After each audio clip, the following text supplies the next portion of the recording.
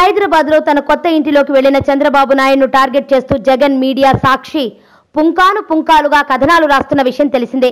ఆంధ్రప్రదేశ్లో మరే సమస్య లేనట్లు, చంద్రబాబు ఇల్లు కట్టుకోవడమే రాష్ట్రానికి ప్రధాన సమస్య అన్నట్లుగా రాస్తున్న సాక్షి కథనాలకు టీడీపీ వర్గాలు కూడా కౌంటర్లు ఇస్తున్నారు.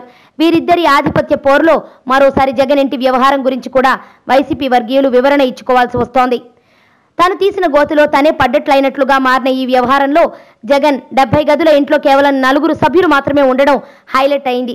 దీంతో డిఫెన్స్లో పడ్డ వైసీపీ నేతలు జగన్ ఇంటికి నిత్యం వేలాది మంది కార్యకర్తలు వస్తూ ఉంటారని సంజాయిషీ ఇచ్చుకోవాల్సిన పరిస్థితి తలెత్తింది.